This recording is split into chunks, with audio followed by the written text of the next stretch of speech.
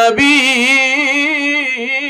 রাহমাতুল লিল আলামিন আল্লাহর কাছে দোয়া করেছেন, আল্লাহ আল্লাহুম্মা আহিনি মিসকিনা ওয়া আমিতনি মিসকিনা ওয়া হাশুরনি ফি জুমরাতিল মাসাকিন বিসমি রাব্বিকাল্লাযী খালাক খালাকাল ইনসানা মিন আলাক ইকরা ওয়া রাব্বুকাল আকরাম আল্লাযী আল্লামা বিল কলম সাদাকাল্লাহুল আযীম।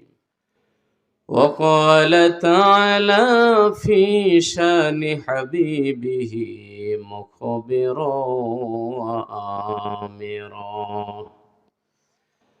إن الله وملائكته يصلون على النبي يا أيها الذين آمنوا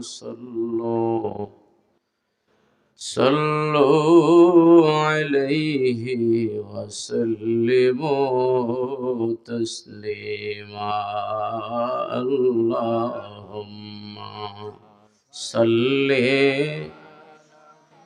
سيدنا مولانا মুহাম্মদ। আমরা সবাই গুনাহগার গো, নবীজি আপনায় চিনলাম না। আমরা সবাই গুনাহগার গো, নবীজি আপনায় চিনলাম না। তার কারণে রোজ হাসরে আমাদেরকে ভুলেন না। আল্লাহুম্মা সাল্লি সাইয়্যিদিনা মাওলানা মুহাম্মদ ওয়া আলা আলি সাইয়্যিদিনা। বাইকবের কবিরাজ বাড়ি খাদিজাতুল কুবরা রাদিয়াল্লাহু তাআলা আনহা নুরানি ও হাফেজি মহিলা মাদ্রাসার উদ্যোগে হাফেজা ছাত্রীদের স্বর্ণের মেডেল প্রদান উপলক্ষে ও মৃত ব্যক্তিদের রুহের মাগফিরাত কামনায় আজকের এই ষষ্ঠ বার্ষিক ওয়াজ ও দোয়ার মাহফিলের দ্বিতীয় অধিবেশন বাদ আসর থেকে শুরু হয়েছে। দ্বিতীয় অধিবেশনের সভাপতি হিসেবে আছেন হযরত মাওলানা মুহাম্মদ আশরাফুজ্জামান আলমগীর সাহেব মাদ্দাজিল্লাহুল আলী, সম্মানিত সহকারী অধ্যাপক আরবি ভায়াডাঙ্গা AM আলিম মাদ্রাসা শ্রীবর্দী শেরপুর, সহসভাপতি জনাব মোহাম্মদ আবেদ আলী ইউপি সদস্য ৪ নং ওয়ার্ড শ্রীবর্দী সদর ইউনিয়ন। প্রধান অতিথি হিসেবে আছেন জনাব মোহাম্মদ মাহমুদুল হক রুবেল সাহেব, বাংলাদেশ জাতীয়তাবাদী দল বিএনপি ও সাবেক সংসদ সদস্য শেরপুর ৩। উদ্বোধক জনাব মোহাম্মদ আবদুল্লাহ আল মামুন দুলাল, সদস্য সচিব শ্রীবর্দী উপজেলা বিএনপি ও বিআরডিবি চেয়ারম্যান শ্রীবর্দী উপজেলা। প্রধান পৃষ্ঠপোষক জনাব মোহাম্মদ জাবেদ আলী, সমাজসেবক, বালুঘাট মরাকান্দা শ্রীবর্দী শেরপুর সহ মঞ্চে উপস্থিত আছেন দিনের বেলা সভাপতি জনাব মোহাম্মদ আবু সাইদ, সভাপতি দহেরপাড় বাজার জামে মসজিদ ও বিশিষ্ট ব্যবসায়ী দহেরপাড় বাজার। উপস্থিত আছেন জনাব কারি মোহাম্মদ ইউনুস আলী ভাই, পাশাপাশি অত্র এলাকার সম্মানিত হাজিরিন। এই জন্য মাবুদের কাছে আমরা চাইবো, আল্লাহ শুকরিয়া জ্ঞাপনকারী একটা জিহ্বা তুমি আমাকে দান করিও, শুকুর আদায়কারী একটা জেসেম, একটা বডি আল্লাহ তুমি আমাকে দান করিও, শুকরিয়া করার মতো মগজ, মস্তিষ্ক, ব্রেন আল্লাহ দয়া করে তুমি আমাকে দান করিও, সব সময় আমার চিন্তা এবং বাস্তবায়ন যেন একটাই হয়, আল্লাহ আমি তোমার গোলাম, তোমার দয়াতেই পৃথিবীতে বেঁচে আছি, তুমি ছাড়া আমার আর কেহ নেই।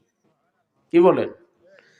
এই ধারণা আমাদের মনের ভিতরে যদি থাকে তাহলে কখনো অহংকার ভিতরে তৈরি হবে না। সব সময় সব পরিবেশের সাথেই যে নিজেকে সেট করতে পারে। মনে করেন আমাদের আত্মীয় স্বজন সব কি এক লেভেলের থাকবে? আপনারা একটু কথা বলতে হবে। ছোট ভাই নিজেরা নিজেরা কথা বলা যাবে না, আমার সঙ্গে কথা। এই ভাই আলহামদুলিল্লাহ, আসতেছো, আসো, এসে বসে যাও, স্লোগান দিও না, এসে বসে যাও। হাজিরিন, আমার ভাই বেরাদার, চাচা জ্যাঠা, মামা খালু, অমুক তমুক যাই ভাবি, আত্মীয় স্বজন সব কি এক লেভেলের হবে? কেউ ধনী হবে, কেউ গরিব হবে, কি বলেন ঠিক না? কেউ ক্ষেত মজুর হবে, কেউ আবার 26 তলার মালিক হবে, ঠিক না? কিন্তু আমার দৃষ্টিটা থাকবে সবার প্রতি সমান। বিশেষ করে যার আর্থিক সমস্যা যত বেশি, তার সাথে সম্পর্কটা রাখতে হবে তত বেশি। আপনি যদি ধনী হন, আল্লাহ পাক যদি ধনের এই নিয়ামত আপনাকে দান করে, গরিব আত্মীয় স্বজনের সঙ্গে পরিচয় করায় দিতে হবে। শুধুমাত্র গরিব হওয়ার কারণে তার প্রতি নাক ছিটকানো যাবে না, তাকে ঘৃণা করা যাবে না, দূরে দেওয়া যাবে না। বরং ধনীর তুলনায় আমি বলবো গরিবের সাথে সম্পর্কটা যেন আপনার আরো বেশি হয়। কারণ কি আপনি জানেন, এই পৃথিবীতে তুমি আমাকে আল্লাহুম্মা হিনি মিসকিনাও, পৃথিবীতে তুমি আমাকে মিসকিন হিসাবে বাঁচায় রাখো। সুবহানাল্লাহ বলেন। ওয়া মিতনি মিসকিনা, যখন মরে যাব আল্লাহ তুমি আমাকে মিসকিন হিসাবেই মেরে ফেলো। ওয়াশরুদি ফি জুমরাতিল মাসাকিন, হাসরের ময়দানে আবার যখন উঠবো গরিবদের সাথে তুমি আল্লাহ আমাকে হাসরের ময়দানে ওঠায়ো। কারণ কি ভাই জানেন, নবীজি সেটাও বলেছে, ধনীদের তুলনায় গরিবরা 500 বছর আগে আল্লাহর জান্নাতে চলে যাবে। এই জন্য যার কামাইয়ের মধ্যে কষ্ট যত বেশি, তার প্রতি আমার আল্লাহর দয়াও তত বেশি। যার কামাইয়ের মধ্যে 100 টাকা কামাই করলে 100ই হালাল, ওর প্রতি আল্লাহর দয়া বেশি। ওই ঘর থেকে যে সন্তান সন্ততি জন্ম নিবে, ওই সন্তানগুলো হবে আল্লাহওয়ালা, ওই সন্তানগুলো হবে রাসূল প্রেমিক, ওই সন্তানগুলো হবে সমাজের বৈধ সন্তান, ওই সন্তানগুলো হবে মা বাবার সাথে আদব কায়দা ঠিক মতো দেখাবে। কারণ হালাল খাবার খাইয়া তার মা তার বাবা তারে জন্ম দিয়েছে। সৈয়দ মহিউদ্দিন বরফির আব্দুল কাদের জিলানী রহমাতুল্লাহ আলাইহি, এমনিতেই তিনি আব্দুল কাদের জিলানী হন নাই। মায়ের শিক্ষা, বাবার অবদান তার জন্য ছিল কি ছিল না? কথা বলতে হবে ভাই, ছিল কি ছিল না? এটা দিয়ে আমার আল্লাহ মাঝে মাঝে পৃথিবীতে কিছু মানুষের টনক নড়াইয়ে দেন। আগের যুগের কাফের মুশরিক বেদিন বেঈমানদের জন্য যখন আল্লাহ নবী রাসূল প্রেরণ করেছে, তাদের হাতকে শক্তিশালী করার জন্য আল্লাহ মুজিজা দিয়েছে। আবার নবীদের যুগ যাওয়ার পরে, সাহাবায়ে কেরামের যুগ যাওয়ার পরে, বর্তমান আমরা যে সিচুয়েশনে আছি, যেই জামানায় আছি, এই যুগে কোনো আল্লাহওয়ালা, কোনো ভালো মানুষের হাতকে শক্তিশালী করার জন্য আল্লাহ তাআলা তাদেরকে কারামত দান করে। নবীদেরকে দেয় আল্লাহ মুজিজা, ওলিদেরকে দেয় কারামত। আহলে সুন্নাত ওয়াল জামাতের আকীদা হলো কারামাতুল আউলিয়া হাক্কুন, আল্লাহর ওলিদের কারামত সত্য। সুবহানাল্লাহ বলেন। আমাদের কোনো দ্বিমত আছে ভাই? দ্বিমত আছে? আমি কিন্তু বলি নাই যে সব শুধু আমাদের পীর সাহেবের কথা মানবেন, এটা বলি না। আমি যে কোনো হক্কানি সিলসিলার পীর মাশায়েখ যারা আছে সবার প্রতি সম্মান রেখে বলছি, কোনো হিংসা বিদ্বেষ কারোর প্রতি আমাদের নাই। আপনার যেখানে মন চায় সেখানে যান, কিন্তু আমার কথা হলো অলি বিদ্বেষী হবেন না। বুখারী শরীফের 2য় খণ্ডে একখানা হাদিস এসেছে, হাদিসে কুদসি, সেখানে এসেছে মান আদালি ওয়ালিয়ান ফাকাত আযানতুহু বিল হারব। কেউ যদি আমার কোনো প্রিয় বান্দা কোন অলি বান্দার সাথে বিরোধিতা করে, আমি আল্লাহ নিজে ডাইরেক্ট তার বিরুদ্ধে যুদ্ধের ঘোষণা দেই। এই জন্য ভাইরা, যুগে যুগে যারাই যেখানে দেখেন নবীদের সঙ্গে টক্কর দিয়েছে, কেউ টিকতে পারে নাই। সাহাবায়ে কেরামের সঙ্গে টক্কর দিয়েছে, টিকতে পারে নাই। তাবেঈন, তাবেঈন, বুজুর্গানে দিন যারা ছিল, তাদের সঙ্গে যারা টক্কর দিয়েছে, 2 দিন আগে পরে যেভাবেই হোক আল্লাহ তাদেরকে ধ্বংস করে দিয়েছে। এই জন্য প্রত্যেকটা কদম যখন জমিনে ফেলবেন, প্রত্যেকটা কদম ফেলার সময় হিসাব রাখবেন আপনি কদমটা কোন জায়গায় ফেলতেছেন। ভালো জায়গায় যায় না খারাপ জায়গায় যায়, প্রত্যেকটা কদম কিন্তু আমার আল্লাহর দরবারে রেকর্ড হয়ে যাইতেছে। ও আমার ভাইয়ার, আজকে কে এসেছেন ভাগ্যের কবিরাজ বাড়ি এই খাদিজাতুল কুবরা মাদ্রাসার মাহফিলে, আপনি হয়তো ভাববেন আমারটা তো রেকর্ড হয় না। মুখলেসুর রহমান আজাদি ওয়াজ করে তারটা ভিডিও হইতেছে, আমাদেরটা তো হয় না। আপনার ভিডিও দিয়ে কি করবেন? এই ভিডিও কয়দিন থাকবে? এটা ডিলিট হয়ে যাবে। আমাদের চতুষ্পাশে অসংখ্য আল্লাহর কুদরতের ফেরেশতারা আমাদেরকে আল্লাহর কুদরতি ক্যামেরা নিয়ে ভিডিও করতেছে। কিয়ামতের ময়দানে এই ভিডিওটা আল্লাহ ফাঁস করে দিবে, দিয়ে বলবে আমার বান্দার ওই কবিরাজ বাড়ির মাহফিলে কেন গিয়েছিল। তখন এক পাশ থেকে এক একজন এক এক কথা আমরা বলতে থাকবো। ফেরেশতারা বলবে এক কথা, আল্লাহ আপনাকে পাওয়ার জন্য তারা গিয়েছিল। সুবহানাল্লাহ। সেই দিন আমাদের বড় উপকার হবে, কারণ দিনটা এমন হবে, আমার আল্লাহ কোরআনে সূরা ইয়াসিনের ভিতরে বলেছে, আল-ইয়াওমা নাখতিমু আলা আফওয়াহিহিম ওয়া তুকাল্লিমুনা আইদিহিম ওয়া তাশহাদু আরজুলুহুম বিমা কানু ইয়াকসিবুন। আল্লাহু আকবার। বাইরে কেন আমাদের এত চেঁচামেচি, কেন এত চিল্লাচিল্লি করি, কেন এত খায় না খায় রাত জেগে ঘুম জেগে দৌড়াই? সমালোচনার আমাদের দোষ নাই, অভাব নাই, অনেক সমালোচনা। তবে যদি আল্লাহ আমাদের খেদমতটুকু কবুল করে, কোনটুকু? এই যে দিনের বাণীগুলো আপনাদের সামনে বলতে পারতেছি, বুঝাইতে পারতেছি, মনে মনে বড় আমার আনন্দ লাগে, মনে মনে বড় তৃপ্তি হই। আল্লাহ আমার মতো একটা ছোট্ট তোমার গোলাম রে তুমি কাজে লাগাইছো, দিনের 2টা কথা বলতে পারতেছি। আর এমন তো না যে 1000 মানুষ যদি ওয়াজ শুনে একজনও শুনে না, একজনও আমল করে না, এমন তো না। অবশ্যই কিছু না কিছু মানুষের পরিবর্তন হয়। কি বলেন, ঠিক না? আজকের এই মজলিসে আল্লাহ পাক যদি দয়া করে একজন মানুষকেও কবুল করে নেয়, ওই মানুষটার সওয়াবের একটা অংশ আল্লাহ আমি গুনাহগারকেও দিবে। ওই মানুষটার ওসিলাতেও কিয়ামতের ময়দানে আমাকে আল্লাহ নাজাত দিয়ে দিতে পারে। চেয়ারে বসছি এই জন্য আমি আপনাদের চেয়ে শ্রেষ্ঠ বড় এমন কিছু না, আমার চাইতে আপনারা অনেক উৎকৃষ্ট। কারণ কি, এখানে আসাটা আমাদের এখন একটা সিস্টেম হয়ে গেছে। দাওয়াত দিয়েছে, আসতে হবে। আমায় না আসলে কেলেঙ্কার আছে, কথাবার্তা আছে, অনেক ঝামেলা আছে। আসলে যেমন না সম্মান, না আসলে তেমন অসম্মান, ঠিক না বেঠিক? বিভিন্ন কারণে আমাকে আসতে হবে, পোস্টারিং হয়েছে, মাইকিং হয়েছে, কিন্তু আপনাকে আসার জন্য কেউ বাধ্য করে নাই। আমার তুলনায় আপনি উত্তম, আপনি শ্রেষ্ঠ, এই জন্য আপনার নাম পোস্টারে আসে নাই। আপনি না আসলে কেউ জিজ্ঞাসাও করতো না আপনাকে কেন গেলা না, বা আপনার চাকরি থেকে কেউ বাদ দিত না, আপনার ভাত খাওয়া কেউ কমায় দিত না। কিন্তু আপনি যে আসছেন, সম্পূর্ণ আলেম ওলামার মহব্বত, সম্পূর্ণ কোরআনের মহব্বত, সম্পূর্ণ আল্লাহর মহব্বত। চিল্লায় বলেন ঠিক কিনা? এই জন্য আমি ব্যক্তিগতভাবে মনে করি আমার চাইতে আপনারা অনেক শ্রেষ্ঠ। আপনাদের দিলের ভিতরে আল্লাহর ভয় আমার চাইতে বেশি আছে, আপনাদের দিলের ভিতরে রাসূলের প্রেম আপনাদের অনেক বেশি আছে, কারণ আপনারা নিজের ইচ্ছায় চলে এসেছেন। আলহামদুলিল্লাহ, আপনাদের ভাগ্য অনেক ভালো, ঠিক না ভাই? ভাগ্য ভালো। তা আমার আল্লাহ বলতেছেন এমন একটা দিন আসবে যেদিন আমি মুখটা বন্ধ করে দিব। কারণ এই মুখ দিয়েই তো আমাদের যত ঝামেলা ভাই, যত গীবত করা মুখ দিয়ে, যত সমালোচনা করা এই মুখ দিয়ে, যত মিথ্যা কথা বলা, যত চুগলখুরি করা এই মুখ দিয়ে, ঠিক না বে ঠিক?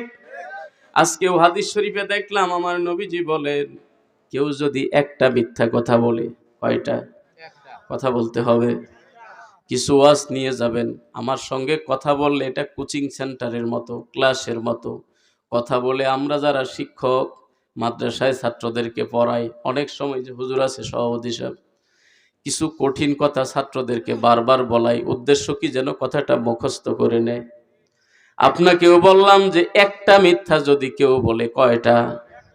একটা মিথ্যা কথা যদি কেউ বলে, নবী আমার বলে 70 বছর তার জাহান্নামের আগুনে জ্বলতে হবে। কয়টা? আহা, গায়ের পশম দাঁড়ায় যায়। একটা মিথ্যার জন্য যদি 70 বছর জাহান্নামে জ্বলতে হয়। চায়ের দোকানে বসলে, 3 রাস্তার মোড়ে বসলে, মসজিদের বারান্দায় বসলে, কোনো জায়গায় গীবত থেকে খালি নাই, ঠিক না বেঠিক? বসলেই শুধু গীবত, বসলেই শুধু গীবত আর মিথ্যা তুহমত। আমার ভাইরে, নবী আমার বলেন একটা মিথ্যার কারণে 70 বছর জাহান্নামের আগুনে জ্বলতে হবে। আর একটা মিথ্যা বলার কারণে আল্লাহর যে কুদরতি ফেরেশতা, রহমতের ফেরেশতাগুলো আমার সাথে থাকে, একটা মিথ্যা বলার সাথে সাথে 1 মাইল দূরে চলে যায় ফেরেশতা। এখন যদি আমার জীবন নিয়ে আমি হিসাব করি, কথা বলতে যাইয়াই আমরা একটু রং লাগাইতে যাইয়া, রস লাগাইতে যাইয়া, আপনাদের কথা কি বলবো, আমরা বক্তারা অনেক সময় মিথ্যা কথা বলি। কথা কি বলেন? মানে আপনারা একটু মন লাগাইতে যাইয়া, হাসাইতে যাইয়া এমন কথা বলে ফেলি আমরা, একটু রস লাগাইতে যাইয়া ডাইরেক্ট ঢাহা মিথ্যা কথা। খাদিজাতুল কুবরা রাদিয়াল্লাহু তাআলা আনহা জীবনে কোনোদিন পর্দা করেন নাই, ঠিক না বে ঠিক? এটাও ঠিক, হুজুর যেটা বলবে সেটাই ঠিক। আল্লাহ ওদেরকে হেদায়েত দান করুক। আম্মা জান খাদিজাতুল কুবরা, যার নামে আজকের এই মাদ্রাসা, সুবহানাল্লাহ বলুন। ওনারে নিয়েও বক্তা ওয়াজ করে, জীবনে কোনোদিন উনি পর্দা করেন নাই, জীবনে কোনোদিন উনি রোজা রাখেন নাই, জীবনে নামাজ আদায় করেন নাই। আওয়াজ দিয়ে বলেন নাউজুবিল্লাহ। স্টেজে বসে বলে, আমি এমন বক্তা, আমেরিকার ওই অক্সফোর্ড বিশ্ববিদ্যালয়ের আমি একজন লেকচারার ছিলাম, আমার বউ জানে না। আমি যদি মসজিদের একটা খাদেম হই, আমার বউ জানবো না কন্ত কথাটা। বক্তাও যেমন, শ্রোতাও তেমন। লক্ষ লক্ষ জনতার সামনে গলা ফাটায় বলতেছে যে অক্সফোর্ড বিশ্ববিদ্যালয়ের একজন লেকচারার ছিলাম, আপনাদের সামনেই বললাম, আমার বউ জানে না। কি আশ্চর্য লেকচারার তিনি। এই যে কথাগুলো মিথ্যা কথা, এটা যদি বক্তা বলে তবুও যে পাপ, শ্রোতা বললেও সেই পরিমাণ পাপ। হাসতে হাসতেও যদি কেউ মিথ্যা বলে, আমার নবী বলেছে ওটাও মিথ্যা হিসাবেই গণ্য হবে।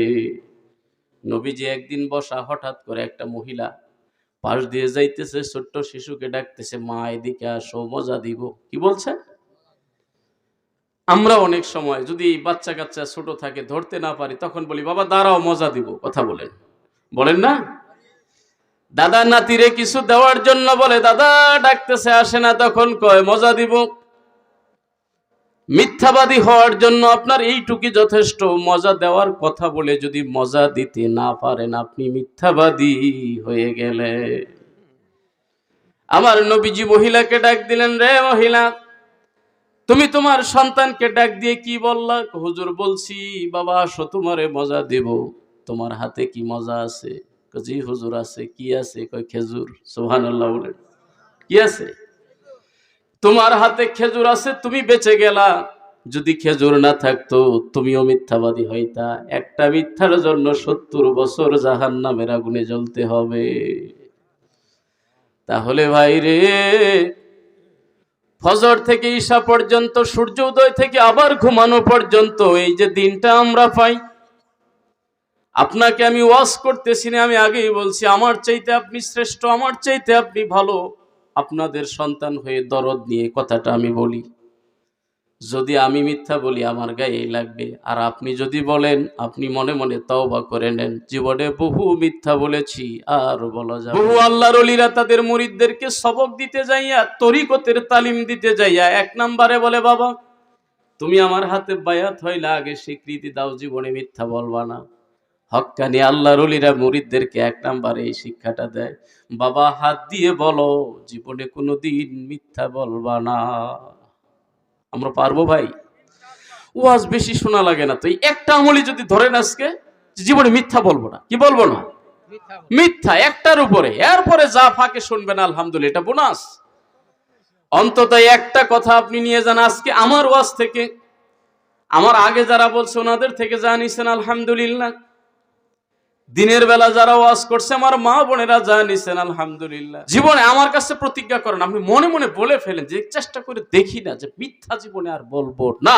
দেখবেন আপনার জবানের মধ্যে আল্লাহ এত বরকত দিছে, আপনি ওই জবান দিয়ে সূরা ফাতিহা পড়বেন তাও মজা লাগবে, ওই জবান দিয়ে সূরা ইখলাস পড়বেন মধুর মতো লাগবে, ওই জবান দিয়ে আল্লাহর জিকিরে বসে যাবেন, ঘন্টার পর ঘন্টা পার হয়ে যাবে, আল্লাহর জিকির ছাড়তে মন চাইবে না।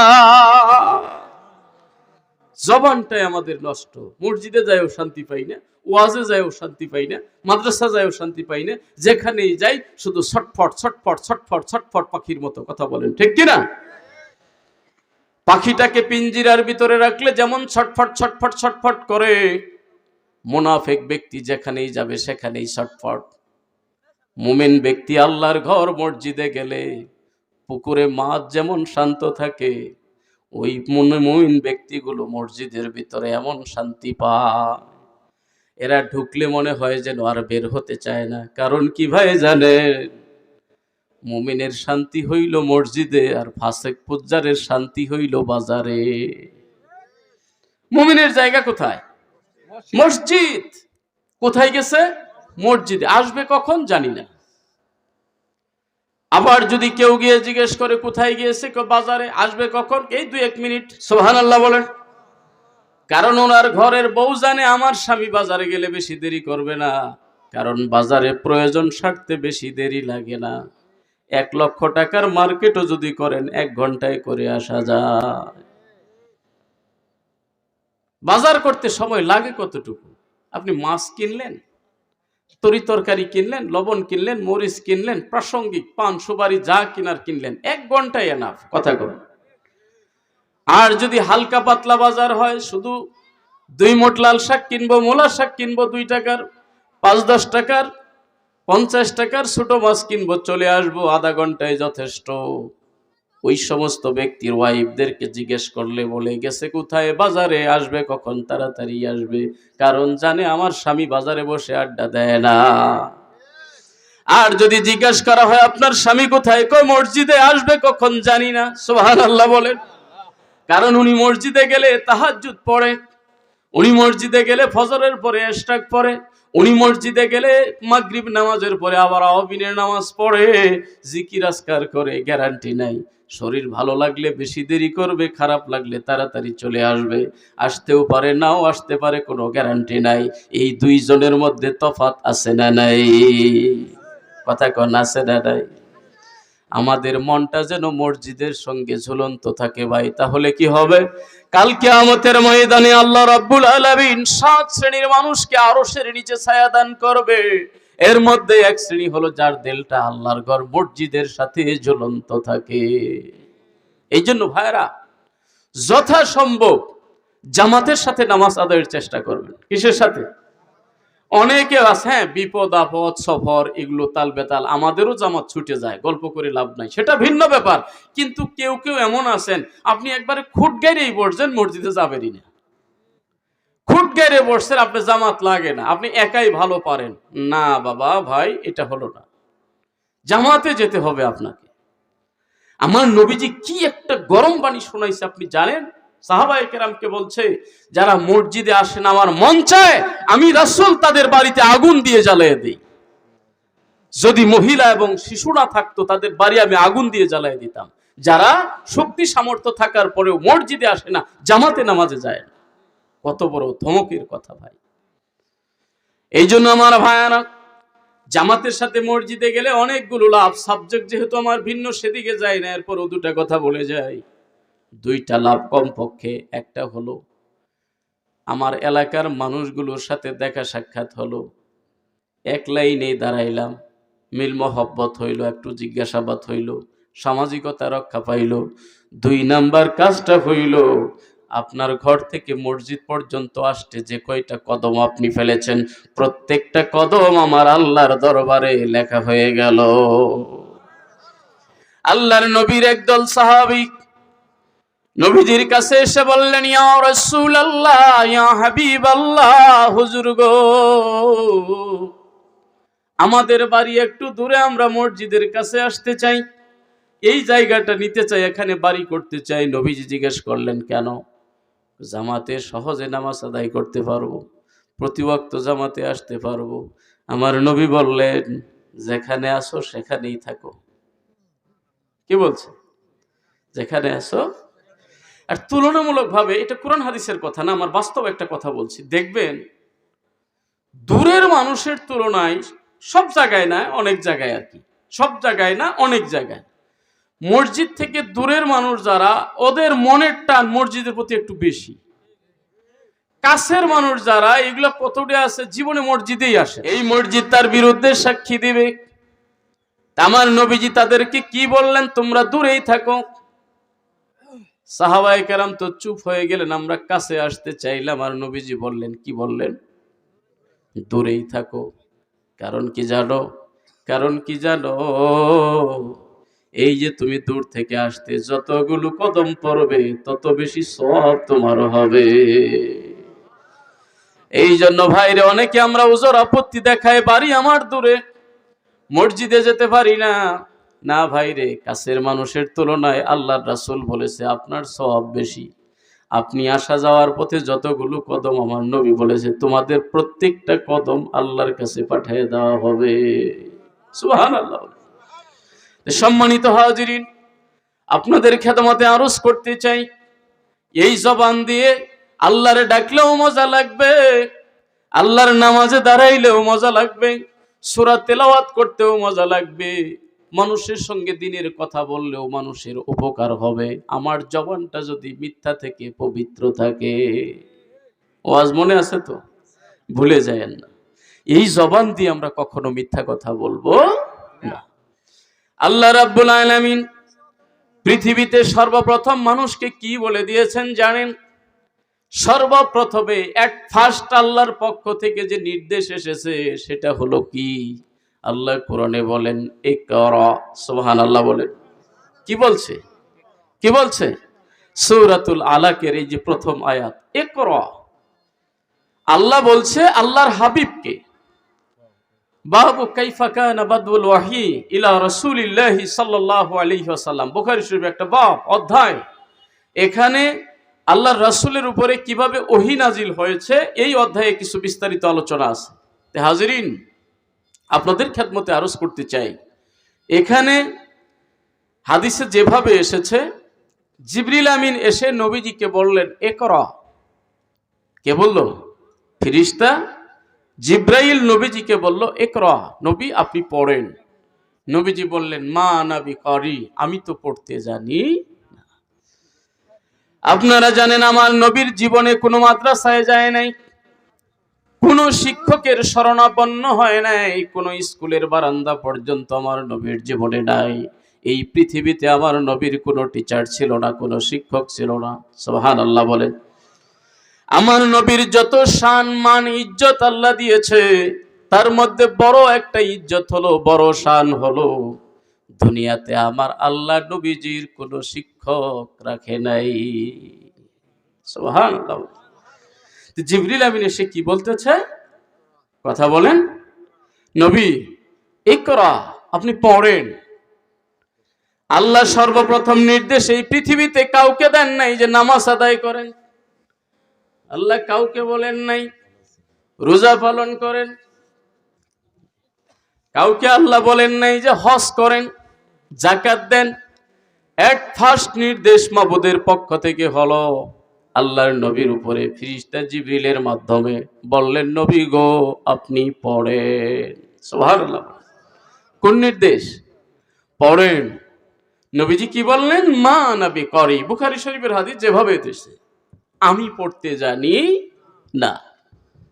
এইভাবে একবার, দুইবার, তিনবার নবীজি খালি বলতেছে, আমি তো পড়তে জানি না।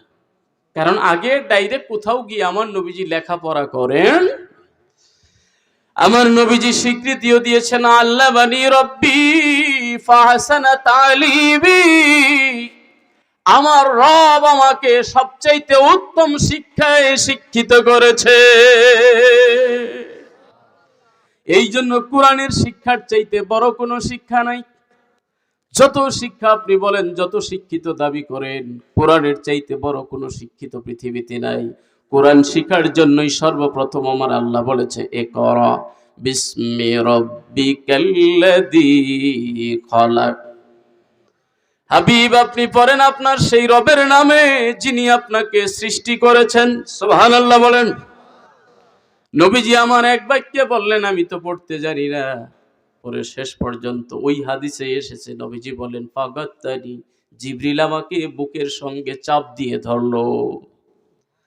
জিবরিল নবীজিকে বুকের সঙ্গে চাপায়ে ধরলো।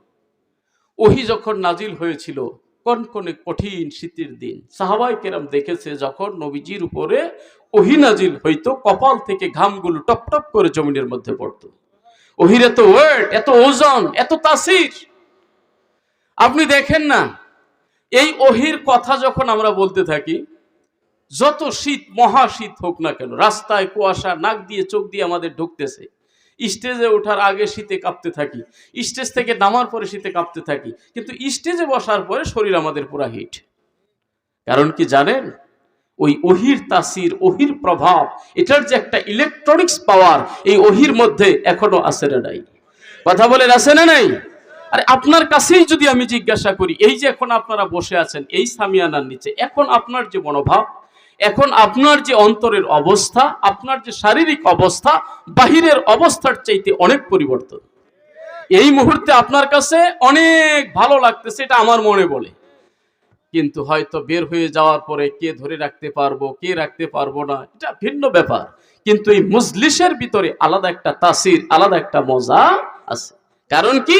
কোরআনের প্রভাবে। সুবহানাল্লাহ বলেন।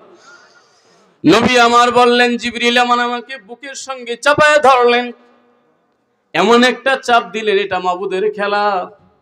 অন্তরটা নূরে নূরান্বিত হয়ে গেল। আমার নবীর ভিতরে পড়া তৈরি হওয়ার মতো একটা মেমোরি, কুদরতি মেমোরি আল্লাহর পক্ষ থেকে জয়েন্ট হয়ে গেল। জিবরিল পরে যেমনি বলে, ইকরা বিসমি রাব্বিকাল্লাযী খলাক, নবীজি সাথে সাথে পড়তে শুরু করে দিলেন। সুবহানাল্লাহ বলেন। তা আমার ভাইয়ারা, এট ফার্স্ট নির্দেশটা আল্লাহ কেন দিয়েছিলেন? যে যত পড়বে সে তত জানবে। যার ভিতরে যত এলেম রয়েছে, ওই মানুষটা সমাজে তত শান্ত, তত ভদ্র, তত নম্র, তত মানুষটার দ্বারা সমাজের উপকার হয়। ঠিক না বেঠিক? যদিও মানুষটা হয়তো আপনাকে 10 টাকা দিতে পারে না, আপনাকে খাওয়াইতে পারে না, আপনাকে কোনো সাহায্য করতে পারে না, কিন্তু গরিবের একটা ছেলে আপনার এলাকায় হেফজখানায় লেখাপড়া করে মসজিদের মুয়াজ্জিন হয়েছে, আপনি বলেন এই বেটা আমারে কি দিবে, কি উপকার করবে, তার থেকে আপনি কি সার্ভিসটা পাইতেছেন জানেন? আপনি অবাক হয়ে যাবেন। এই ছোট্ট ছেলে যখন মসজিদে আজান দিবে, আজান শুনে যতগুলো মানুষ মসজিদে আসবে, ওই ব্যক্তির ডাকেই মসজিদে আসলো। আবার আল্লাহ যত পরিমাণ লোক মসজিদে আসবে, সবের একটা অংশ ওই ছেলেটার আমলনামায় দিয়ে দিবে। ছেলেটা যখন ইমাম হবে, মসজিদের নেতৃত্ব দিবে, আর ছেলেটা যদি যোগ্য ইমাম হয়, সে মসজিদেও নেতৃত্ব দিবে, সমাজেও নেতৃত্ব দিবে। চিল্লায় বলেন ঠিক কিনা? এখন দেখেন, এই যুগে আল্লাহর মেহেরবানিতে পড়ালেখাগুলো আজকে এমন হয়ে গেছে, মাদ্রাসা স্কুল ধরতে গেলে একেবারে তেমন কোনো ডিফারেন্স নাই। ডিফারেন্স একটাই আছে, মাদ্রাসায় যারা পড়ে তারা কোরআন সুন্নাহ বেশি জানে, স্কুলে যারা পড়ে তারা কোরআন সুন্নাহ জানে না। এই পর্যন্তই ডিফারেন্স। সার্টিফিকেটে কোনো ডিফারেন্স নাই। আপনি ঢাকা বিশ্ববিদ্যালয় থেকে বড় বড় বিশ্ববিদ্যালয় খবর নিয়ে দেখেন, অধিকাংশ জায়গাতেই মাদ্রাসার ছাত্রদের প্লেস বেশি। বিগত সরকারের আমলে একজন শিক্ষিত মানুষ, ঢাকা বিশ্ববিদ্যালয়ের নাম বলতে চাই না, কারোর দরকার নাই, ইশারা ইঙ্গিতে বোঝেন, মাদ্রাসা ছাত্রদের বেশি চান্স পাওয়াতে ওনার মাথায় নষ্ট হয়ে গেছিল। উনি বলেই ফেলছিল যে যেভাবে মাদ্রাসা ছাত্ররা ভার্সিটিতে ভর্তি পরীক্ষা দিয়ে টিকতেছে, 2 দিন পরে তো ঢাকা বিশ্ববিদ্যালয়টা একটা মাদ্রাসায় পরিণত হবে। মানে কি ভয়টা তার ভিতরে ঢুকছে, চিন্তা করছেন? কারণ কি ভাই জানেন, এটা আলাদা চাপাবাজি না। মাদ্রাসার ছেলেটা, হ্যাঁ, এটা ফেরেশতা না, ভুল ত্রুটি সবার ভিতরেই আছে, কিন্তু তুলনামূলকভাবে যেই ছেলেটার সিনার ভিতরে আল্লাহর কোরআন আছে, এই অন্তত রাস্তায় দ্বারা একটা হিরোইনচির সঙ্গে আড্ডা দিতে পারে না। এই ছেলেটা কখনো গাঞ্জার আসরে যেতে পারে না। এই ছেলেটা কখনো মদের আসরে যেতে পারে না। এই ছেলেটা কখনো জুয়ারু হইতে পারে না। কথা বলেন ঠিক কিনা? এই ছেলেটা পকেট মার হয় না। যার কারণে কি হয়, ঘুম থেকে উঠে ফজর নামাজের পরেই সে কোরআন পড়তে শুরু করে দেয়। সুবহানাল্লাহ বলেন।